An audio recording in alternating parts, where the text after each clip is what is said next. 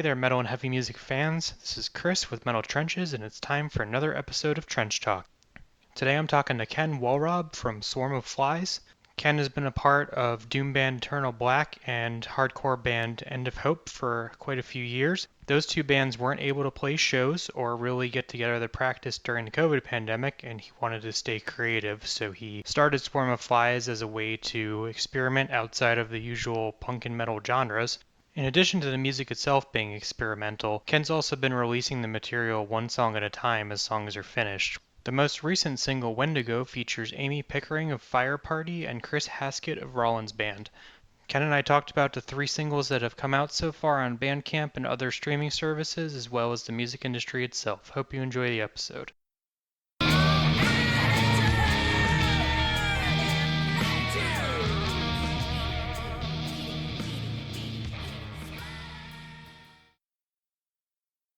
This is Chris with Metal Trenches. Today I'm talking to Ken from Swarm of Flies. It's a project that was formed during the quarantine period. Rather than releasing an album, the songs have been released as they kind of are finished, and so far there are 3 available on Bandcamp.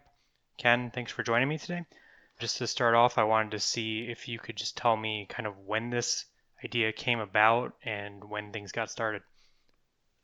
It happened pretty much right after the pandemic hit, because my other bands, Eternal Black, which is a doom band out of New York City, and End of Hope, which is a hardcore punk / speed rock band, which we were, both those bands play a ton of shows, play festivals when we can. We were constantly working, constantly doing stuff, and then everything just shut down. And that's not unique to us. That happened to everybody. Yeah, it was horrific.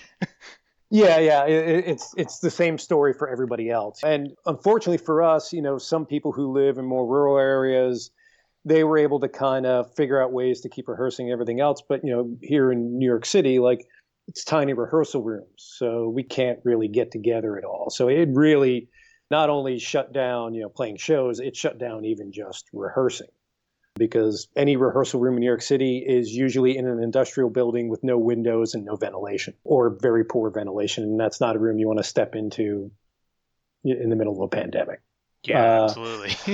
Yeah, not an ideal situation, especially while, maybe a couple guys could get in there. The one thing you really can't do is you can't sing. And since I'm the guy who sings in Eternal Black, definitely can't do Eternal Black rehearsals. And then, End of Hope is really important to have our singer Davey there because he's such an essential part of the songwriting, and so we wouldn't be able to work with him. So it ended everything. And at that time, everybody was starting to go into that mode of already fretting over shows not happening and not being able to do stuff and what's going to happen to music, all that. And my mindset's always been the sort of Henry Rollins mindset of you keep going on, you keep working, you find a way. And for me, with those 2 bands, I'd shifted to, having rehearsal spaces and going and recording in studios and everything else. But prior to that, I'd been up on home recording and everything. And I just looked at it and went, maybe it's time to get back up on the software.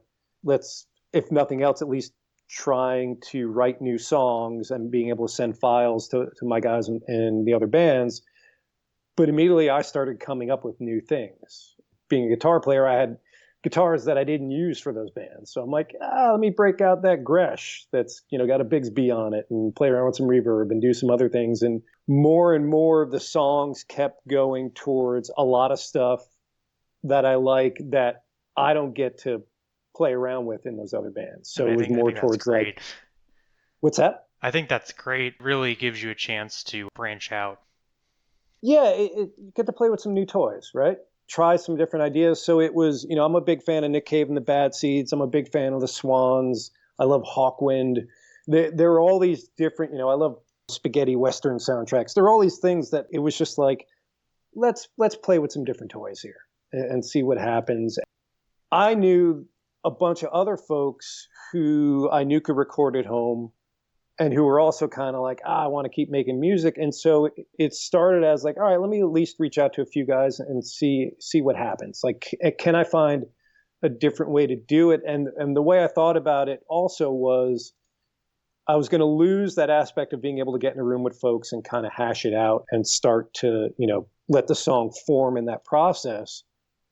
So can I do it in a way where I remove that control and give everybody who's going to contribute sort of a way to throw in their own ideas? So treat it more like sending somebody a layer, let them throw their own layers on top of that and send that back to me. And then I can pick and choose what I want to keep or not keep. And think of it more like shaping a song as like an editor as opposed to somebody writing a song with a band. Or I guess even like a classical composer, so to speak. I'm a big dub fan. Dub is a deconstructionist form of music. You're taking an already existing song and you're kind of cutting it up into bits and pieces and applying echo and doing all of those weird effects and everything. And I was kind of looking at it from that standpoint. Like, let everybody give me whatever they want, and then I'm going to figure out what fits the song based on what they gave me. But I'm not going to necessarily go back to them and go, oh, that's not right, don't do that. Like, let the ideas come in and let's see what works in terms of those ideas and sort it from there. And it got fascinating really fast. Once I had the first one done, I was already lining up songs 2 and 3 and quickly finding a lot of friends who I really admire who play in bands I either played shows with or had been long friends who play in really well-known bands, to kind of go to them and say, hey, what are you doing? Nothing? Great. You want to work on this song with me? And Yeah, I've perfect got timing. these people working on it. Yeah, because nobody's going anywhere. Like, perfect time to go asking for favors from people because everybody's sitting at home. And what's been great is, I've only had a few folks just say like, I can't get it together. And those people were generally like, I really want to do this. I just don't have a way of doing it. It wasn't necessarily, nobody was like, nah, this is stupid. I don't want any part of it. It was more of a logistical problem to solve.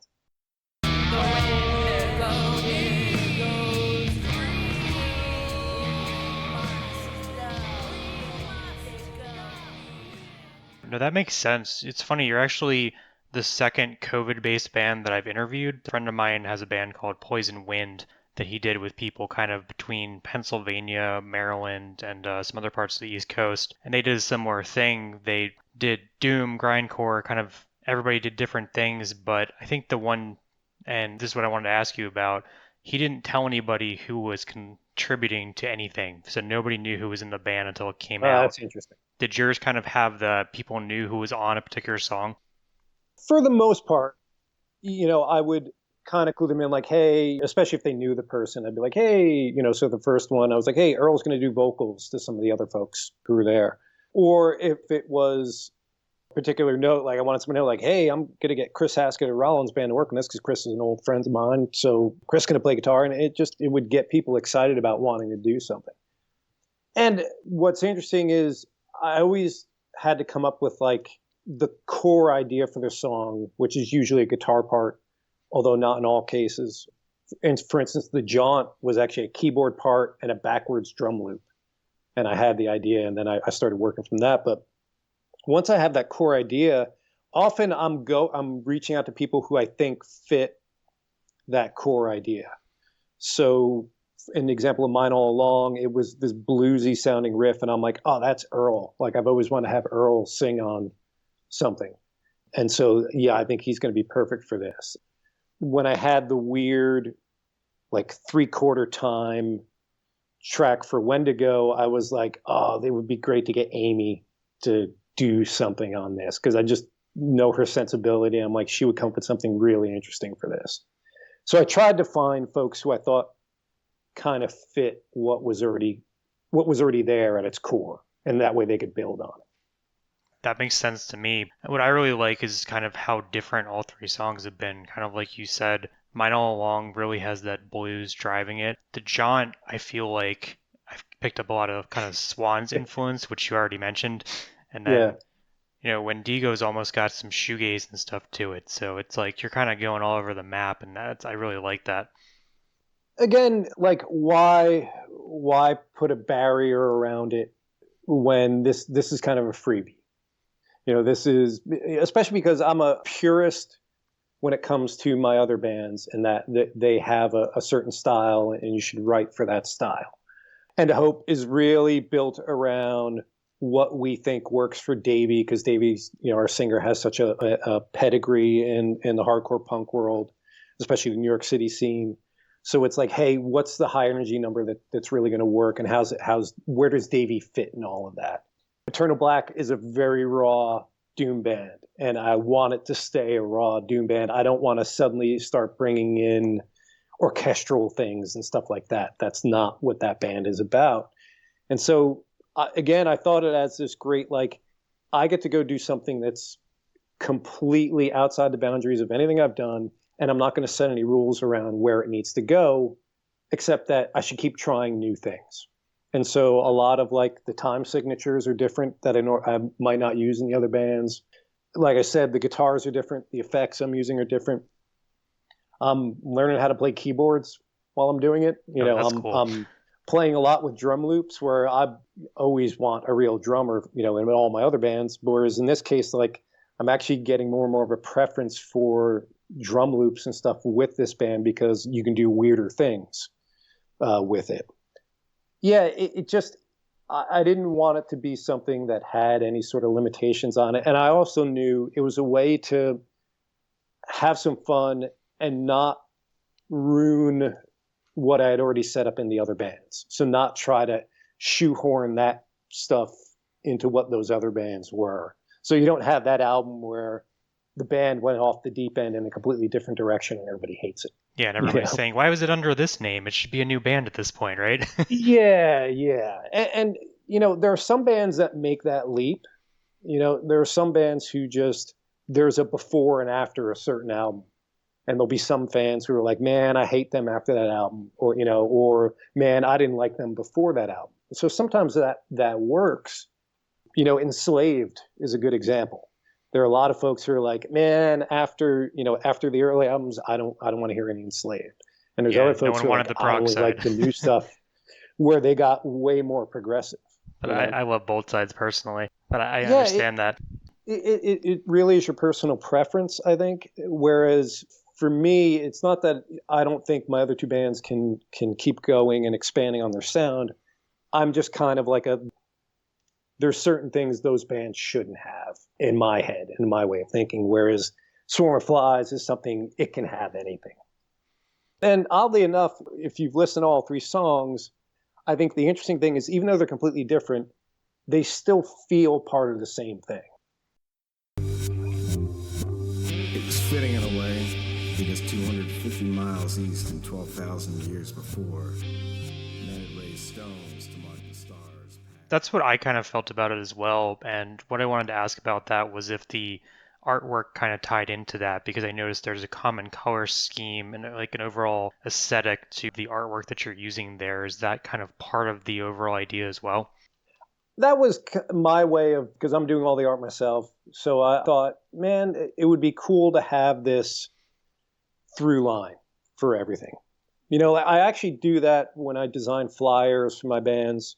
I've really done that with all the flyers I've done for End of Hope. There's a similar look and feel to all the flyers for our shows that we've done. And part of that's like, that came out of wanting to be kind of like Black Flag and Raymond Pettibone, where even though Pettibone would have a different image, like there's kind of a Twilight Zone American horror of incidents in all those Raymond Pettibone illustrations.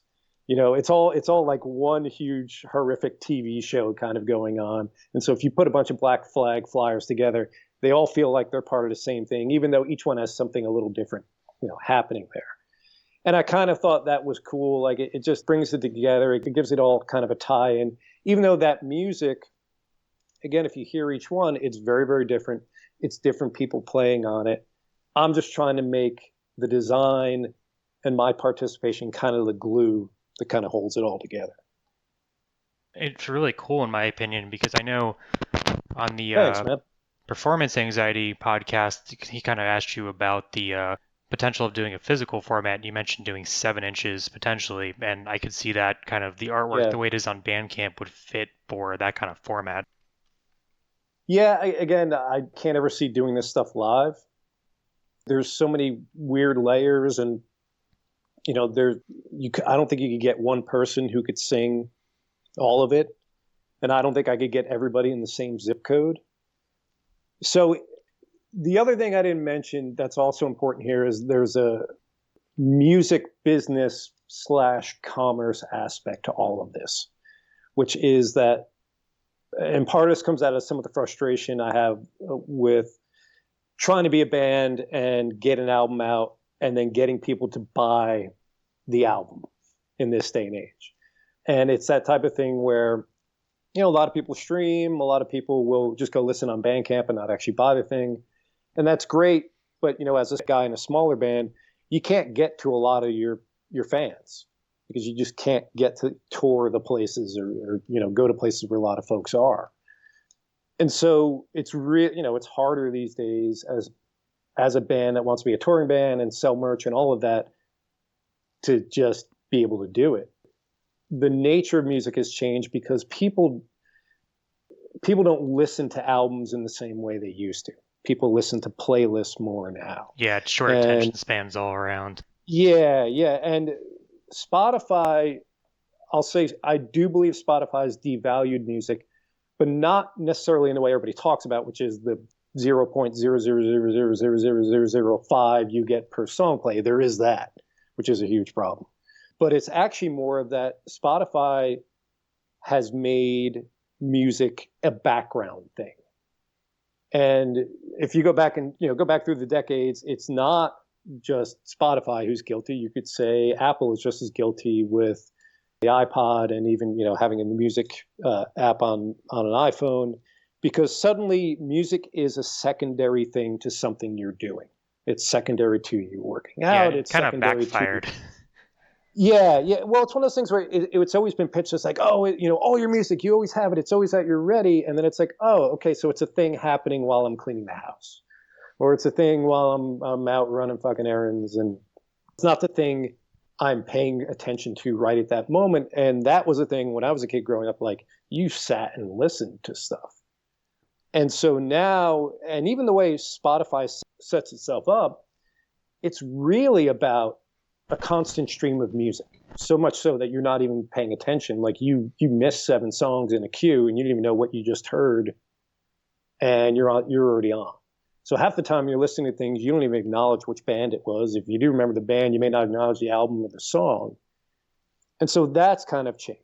And again, it is the way it is. I'm not being a Luddite, because I think it's just the way it's going, and people like the convenience of it. So you have to adapt to it.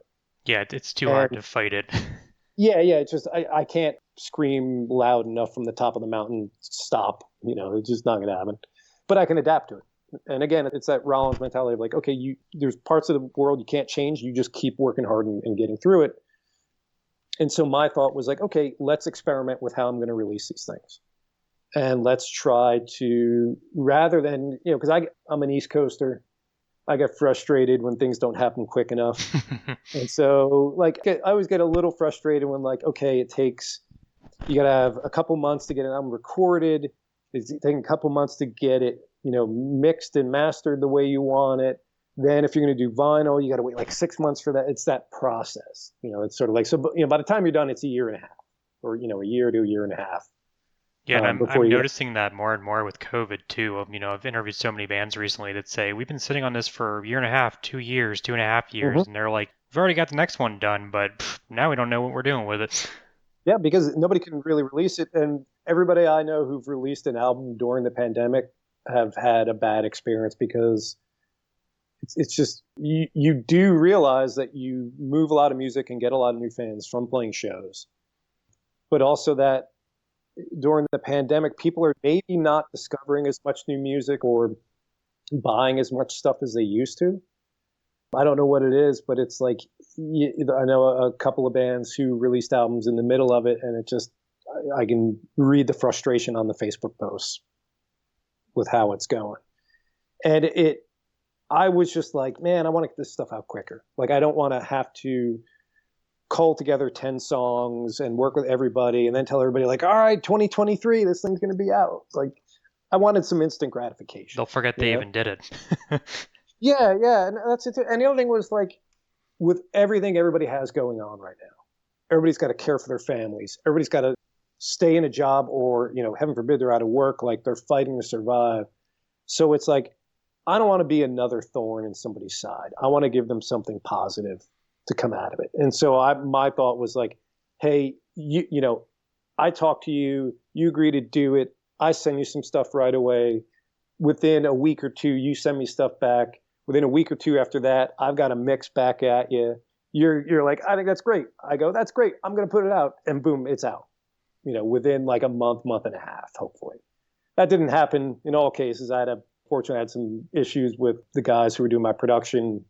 One of them was sick and having other issues, but for the most part, it's kind of been that way. And I'm really happy with that. And it's also an interesting experiment of like, how many songs did James Brown release as a single in a year, back in the day?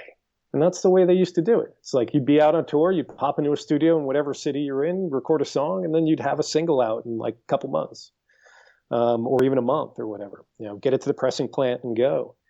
And so with the ease of Spotify and Bandcamp and Apple Music, where you can just submit a digital file and go, it's up in a week. People can be, I can submit the song the week prior that I'm going to start promoting it. Yeah, there's no lag at all. Yeah, it's fantastic. And again, it's that instant gratification of like, hey, we created something, we put it out. And seeing the instant response of folks like, whoa, I really dig it, especially when they're going, man, this is nothing like what you've been doing. It's fun. It's a different way of doing it. Now, when pandemic's over and I go back to the other bands, we'll probably go back to the old way of doing it because that's what works for those bands. But what we might do is, with End of Hope, we did a holiday single. We covered Motorhead's Ace of Spades because I was like, hey, we should put something out. And we had to record a song for a compilation album that is actually going to be out in April. It's a Back to New York Hardcore Roots compilation with all current New York hardcore bands. Oh, cool. It's going to be a great album. And we did a new song for that. And since we were going to go record, we wound up recording like 5 songs. And then I was like, hey, let's cover Motorhead. We'll put it out at Christmas. And it was great. And again, another thing of like instant gratification of it's recorded, it's done. I did the artwork. Boom. It's on Spotify, Apple Music, and Bandcamp. Everybody can go get it. And then it was like, oh yeah, the suffering of we've got all these songs we can't put out was alleviated at least a little bit,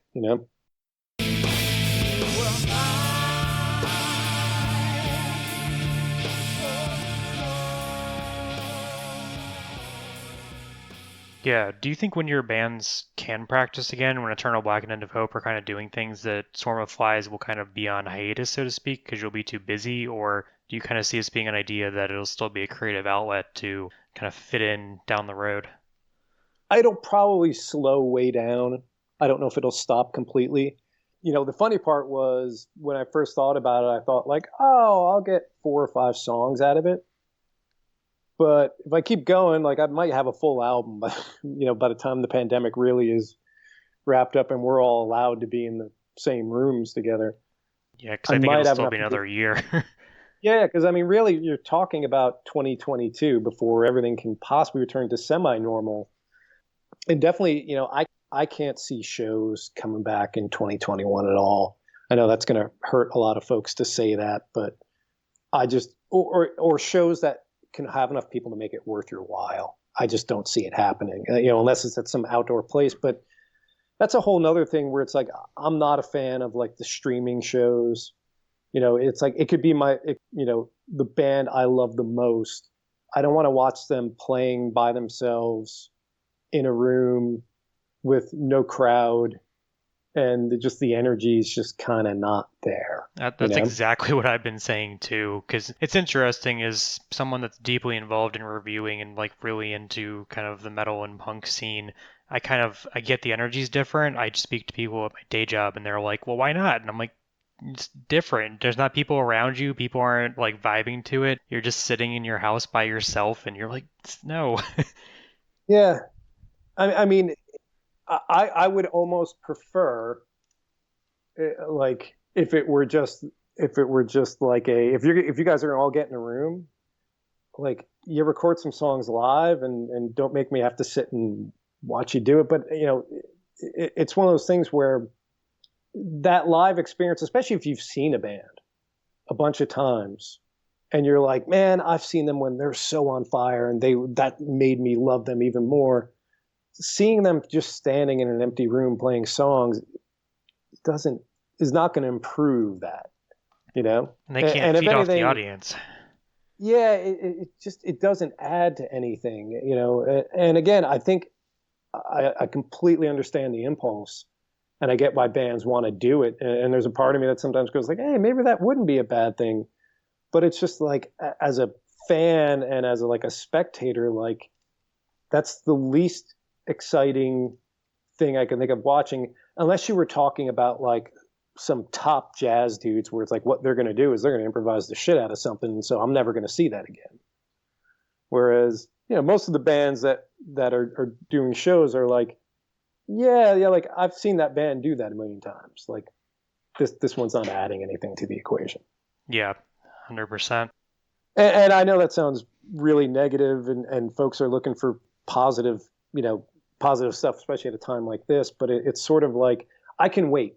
I'm patient enough to go see my favorite bands again. And when Wino shows up in my hometown again, like, even if he's like, you know what, I'm just going to play tuba and that's all I'm doing, like, I will show up and watch Wino play tuba because Wino's my guy, and like, I'll do anything to support him. And so I can wait another year or two for all these bands to come back and tour the way they would like to tour. Because the other thing is, those streaming shows are not making them a ton of money. Again, I want to see them in their prime doing what they want to do, Yeah, I agree with that. I'm kind of spoiled because I live in Baltimore, so proximity to Baltimore and DC. My hope is that at least we'll have good local shows because of the kind of scope of talent that we have here whenever that comes back. So right. maybe by the winter, end of year, there'll be a couple of things, but I don't think anybody will want to go around the country for a long time because, there's no guarantee that the audience is going to come back immediately. Yeah, and also, I don't think business-wise, I don't think they'll be able to do it just because of like the insurance and everything that's involved with doing a tour and doing shows, Yeah, it's going to be completely different, and I don't know how many venues will even make it. It's, hard to think about, but I guess I know. Yeah, I know under the restrictions, like Lucky 13 here in New York City is, struggling to make ends meet right now. The guys at St. Vitus have done some fundraisers and other things. And yeah, it's like the one thing that's going to be interesting is that, especially with a lot of folks moving, or they're, you're not just in a band, you got to live your life. So everybody's life circumstances changing. I think you'll see a lot of bands stop after the pandemic just because, members moved away, or, the circumstance of what they're dealing with have changed. But also it's going to be like, even in New York City, like what clubs are still going to be here? Where can you still play? Yeah, exactly. So yeah, it's going to be interesting. And again, I'm, half the reason I'm doing Swarm of Flies is I'm actually positive about we're going to get back to it. And I just have it wired in my head of like, it's going to take a while though. And so I have to be patient. I've got full album of Eternal Black material already written, and to hope we keep working on material, and we're trying to finish enough songs for another album. When are we going to go record those? I don't know, but I can keep doing work on that. In the meantime, like, I found this other thing that keeps me positive, keeps me moving forward. So I'm not sitting and lamenting the loss of shows, or the loss of being able to go out and take the bands to other places. And that'll tide me over until we can get back to it. Yeah, that makes sense. Are you interested in multimedia at all? Like doing any music videos off of the songs given their kind of creative format?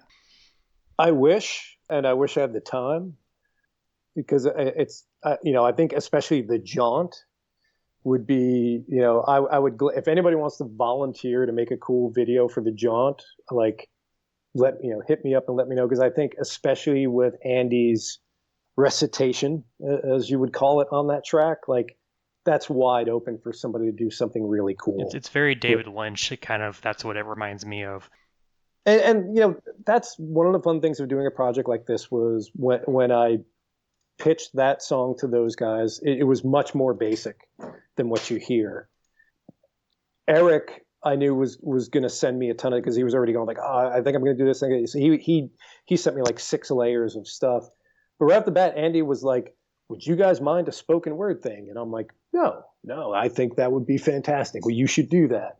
And we had no idea what he was going to write. We had no idea what he was going to come back with. And then he came back with it, and we're like, that's brilliant. That's just the way he tied together the whole first people looking up at the stars and then hearing heartbeats and all of that. Fantastic. Just absolutely fantastic. Yeah, it's like pure poetry and then just put to your kind of ideas. Yeah. And again, the other fun thing is I don't have to sweat vocals or what the song's going to be about. I can let some folks get creative with that. I can focus on being a guitar player and a producer and coming up with keyboard or drum parts, and I can have my fun with that and let somebody have some fun with the vocal parts, And I think that sense of freedom is really cool in that I know I've seen you mention for Wendigo that Amy sent you back a ton of different vocal tracks, and instead of just picking out the best ones, you were just like, all right, let's see what works, and just put them all in. And it just sounds really cool. It was a happy mistake. So because we had some technical issues where what actually happened was she had sent the files to me, and anybody who's worked with recording software will know sometimes the programs will auto warp the files to the current BPM, the beats per minute. Mm-hmm. And I think that happened on Amy's side. So when she sent me the stuff back, it all kind of got warped. So to make sure I had it right, the other thing is when I would send tracks to people, I would let them know the beats per minute, but I would basically say like, hey, look, it's lined up. Start your recording at the beginning of the files, line everything up and just hit record. And if you send it back to me, it should line up. And in 99.9% of cases, that worked out great.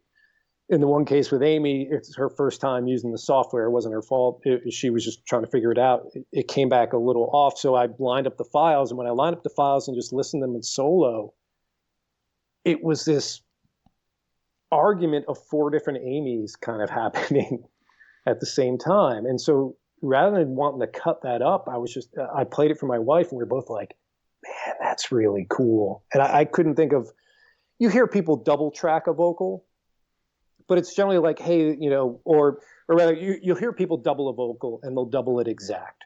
So the most famous cases like Lemmy and Ozzy always double their vocals. You'll then still occasionally approach from a live perspective, I feel like. What's that? It's still like approach from a live perspective when you're doing that because you're still going to have that sound on stage. Yeah.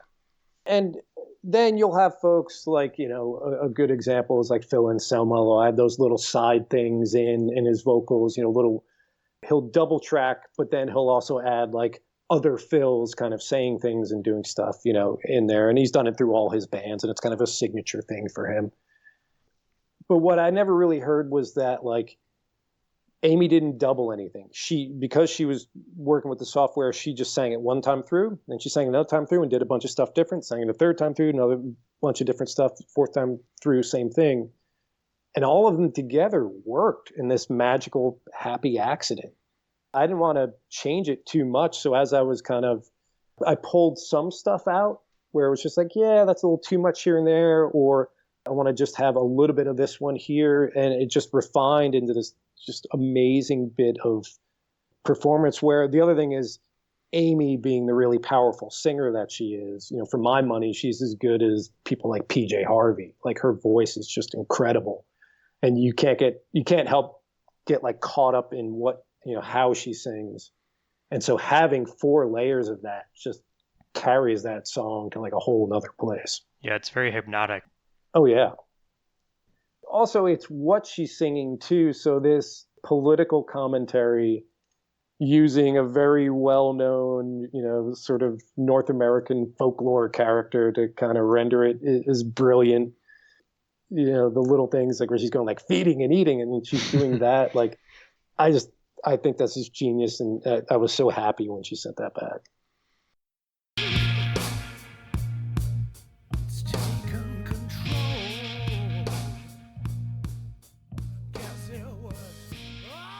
Been listening to pretty much all three songs nonstop.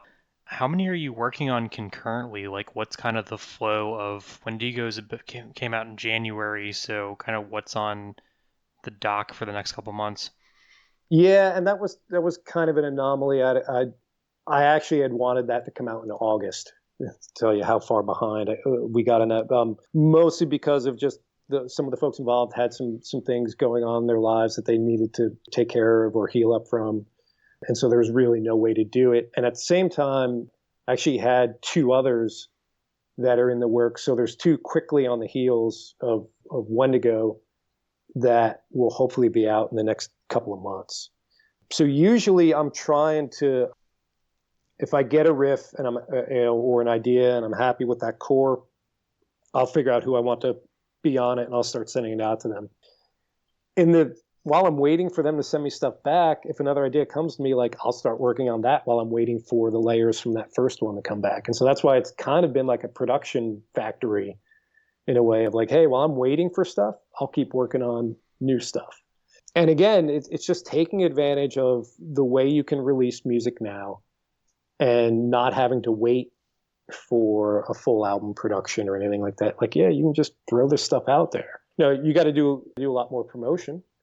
You got to work harder to let folks know about it. But it's fun. It's completely DIY and just I don't have anybody over my shoulder telling me you can't do it that way. So I think it's a great approach. I know that the songs say that I think Cole Marshall helped you with mixing and mastering on Mine All Along and Wendigo. Where does he kind of fit in the picture for the project? Well, Cole and his production partner, Joe Kelly, have always recorded Eternal Black and End of Hope. And they've always done the most amazing job. If you hear those albums, they just sound big and heavy, and there's a great attack to them based on what they had done. They are very up on the technology. I've learned a lot from them. And so immediately once I started thinking about this project, my first thought was, I'll have Joe or Cole work on the mixing and mastering. But the other thing I wanted to do, and this goes back to the dub conversation earlier, was, dub is an engineer's medium because, again, you're working with a finished track. Often on dub albums, it's the engineer who gets credit, not necessarily the musicians, because it's the engineer who deconstructs and puts it all together. And I knew with the nature of this music that I could mix it okay. These guys can mix it much better, but I also wanted to give them leeway to like change stuff or do things if they wanted to. So I make sure those guys get credited as if they are musicians. And that's actually something the Rollins Band always did with their sound engineer, Theo Van Rock. Like Theo Van Rock got an equal share of the songwriting. He got an equal share of when they would play live. He is fifth member of the band because he mixes the sound. And if the mix of the sound is shit, then the band sounds like shit. And so that is a really important job. And I view what Joe and Cole do to be as important as what Theo Van Rock did for the Rollins Band. And so I make sure, like, if you look at the band lineup photos that I post for each song, like Joe and Cole are in those photos because they're just as important as the people contributing layers, because how they mix and master that is going to affect your appreciation of that song. Because if you've ever heard like a friend's band and they give you a mix or a demo and somebody's done it wrong, you kind of know right away. Yeah, you can tell. Yeah, or like, or they went to some hack who really, it's just everything just sounds muddy and there's no dynamics to it. Whereas if a friend's band who brought in somebody who's really good and knows what they're doing, you're like, whoa, that sounds really great.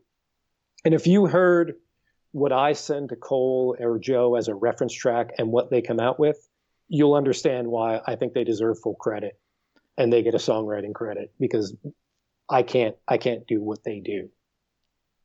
Yeah, man, I appreciate you putting it up there because I feel like as a reviewer, I always want to know kind of where the final product comes from. I mean, it seems like there's so many band camps that I go on and I'm like, well, who's even in the band? Like, and then who recorded it? Like, there's no information whatsoever. And it's kind of nice to be able to just see it all lined up like that and really appreciate how many people were involved in it. Yeah, and I think, from when I was a kid, going back to my early, I was a metalhead growing up, and, it was things like, what else has Martin Birch produced? You would seek that out. And you're like, oh, that's why I dig that Black Sabbath. Like Martin Birch did the production on that album. There was that thing of you would pay attention to which producers worked with certain people, and, there's that's not unique to metal, but, that's where I kind of know it from. And the other thing was that the over exhaustive liner notes that metal bands used to do, like Anthrax being the worst of them, where you have like, like 10 pages in a CD of thank yous and liner notes and other stuff. Where they were like, and now the thank you list, and that's taking up like 3 pages and stuff. But you would scan that because you'd be like, hey, what bands did they thank? So I've always thought of it as like, yeah, you got to give everybody credit. One, because in the case of Cole has a pedigree. Cole's worked with King Diamond and Ministry and Merciful Fate and all a lot of great bands. So Usurper, great band out of Chicago, if you remember that band. Like Cole's worked with them, and so it's like, Yeah, it's like a who's who. yeah, he's done a lot of great work with a lot of amazing people, and Joe's been a friend of mine for years. And again, if you hear the albums from my other bands, like what those guys do is astounding, especially compared to what most people do with much more expensive studios and high-end studios and everything else. Like they have a love of doing it, and they add so much to it that I want to make sure that it's not like, oh, did Eternal Black produce this, or did Ken Wohlrob do this on own? I want to make sure it's very clear, like, no, these guys made the sound. Yeah, I think it really shows. So I think I'm going to wrap it up just by asking if there's anything else you wanted to say or kind of give a teaser as to what the sounds will be on any of the upcoming tracks. It's going to keep staying weird.